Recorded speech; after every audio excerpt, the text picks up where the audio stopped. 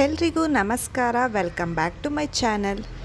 ಇವತ್ತಿನ ವಿಡಿಯೋದಲ್ಲಿ ಶ್ರೀ ಚಾಮುಂಡೇಶ್ವರಿಯ ಜನ್ಮೋತ್ಸವ ಯಾವಾಗ ಮತ್ತು ಶುಭ ಪೂಜಾ ಸಮಯ ಯಾವಾಗ ಎಂಬುದರ ಬಗ್ಗೆ ತಿಳಿಸ್ಕೊಡ್ತೀನಿ, ಬನ್ನಿ.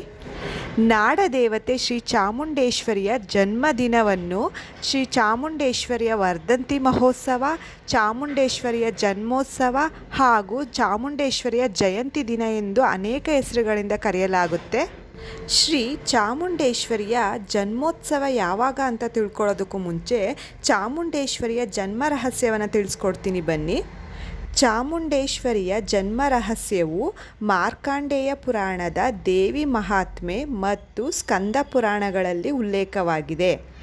ದುಷ್ಟ ರಾಕ್ಷಸರಾದ ಚಂಡಾಮುಂಡರು ಹಾಗೂ ಮಹಿಷಾಸುರರನ್ನು ಸಂಹಾರ ಮಾಡಲು ಆದಿಶಕ್ತಿಯು ಉದ್ಭವಿಸಿದವಳೇ ಚಾಮುಂಡಿ. ಶ್ರೀ ಚಾಮುಂಡೇಶ್ವರಿಗೆ ಚಾಮುಂಡಿ ಎಂಬ ಹೆಸರು ಹೇಗೆ ಬಂದಿತ್ತು ಅಂತ ಹೇಳಿದ್ರೆ, ದೇವಿ ಮಹಾತ್ಮೆ ಪ್ರಕಾರ ದೇವಿಯು ಯುದ್ಧದ ಸಮಯದಲ್ಲಿ ಚಂಡ ಮತ್ತು ಮುಂಡರೆಂಬ ಹಸುರರನ್ನು ವಧಿಸಲು ದೇವಿ ಅಂಬಿಕೆಯ ಉಬ್ಬಿನಿಂದ ಉಗ್ರರೂಪಿಯಾಗಿ ಉದ್ಭವಿಸಿ ಅವರನ್ನು ಕೊಂದಳು. ಆ ಕಾರಣದಿಂದ ದೇವಿಗೆ ಚಾಮುಂಡಿ ಎಂಬ ಹೆಸರು ಬಂದಿತು. ಇನ್ನು ಚಾಮುಂಡೇಶ್ವರಿ ಜಯಂತ್ಯೋತ್ಸವ ಅಥವಾ ಚಾಮುಂಡೇಶ್ವರಿ ವರ್ಧಂತಿ ಮಹೋತ್ಸವ ಯಾವಾಗ ಅಂತ ಹೇಳಿದ್ರೆ, ಇದು ಯಾವಾಗಲೂ ಆಷಾಢ ಮಾಸದ ಕೃಷ್ಣ ಪಕ್ಷದ ಸಪ್ತಮಿ ತಿಥಿಯಲ್ಲಿ ಬರುವಂಥದ್ದು.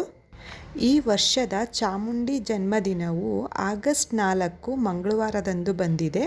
ಮೈಸೂರಿನ ಚಾಮುಂಡಿ ಬೆಟ್ಟದಲ್ಲಿ ಅತ್ಯಂತ ವಿಶೇಷವಾಗಿ ಈ ದಿನವನ್ನು ಆಚರಿಸಲಾಗುತ್ತದೆ. ಈ ದಿನದಂದು ವಿಶೇಷ ಪೂಜೆ ಹಾಗೂ ಚಿನ್ನದ ಪಲ್ಲಕ್ಕಿ ಉತ್ಸವ ಮೈಸೂರಿನ ಚಾಮುಂಡೇಶ್ವರಿ ಬೆಟ್ಟದಲ್ಲಿ ನಡೆಯುತ್ತೆ. ಕೇವಲ ಚಾಮುಂಡಿ ಬೆಟ್ಟದಲ್ಲಿ ಮಾತ್ರವಲ್ಲದೆ ಎಲ್ಲ ಚಾಮುಂಡೇಶ್ವರಿ ದೇವಸ್ಥಾನಗಳಲ್ಲಿಯೂ ದುರ್ಗಾಶಕ್ತಿ ದೇವಸ್ಥಾನಗಳಲ್ಲಿಯೂ ಈ ದಿನನ ವಿಶೇಷವಾಗಿ ಆಚರಿಸಲಾಗುತ್ತದೆ.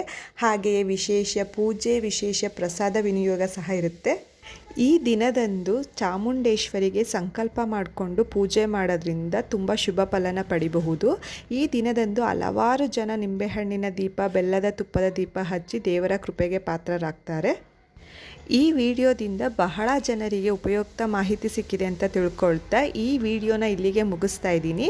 ಈ ವಿಡಿಯೋ ಇಷ್ಟ ಆಗಿದ್ದಲ್ಲಿ ಪ್ಲೀಸ್ ಲೈಕ್ ಮಾಡಿ, ಶೇರ್ ಮಾಡಿ, ಕಮೆಂಟ್ ಮಾಡಿ, ಚಾನಲ್ನ ಸಬ್ಸ್ಕ್ರೈಬ್ ಮಾಡಿಕೊಂಡು ಸಪೋರ್ಟ್ ಮಾಡಿ. Thank you for watching.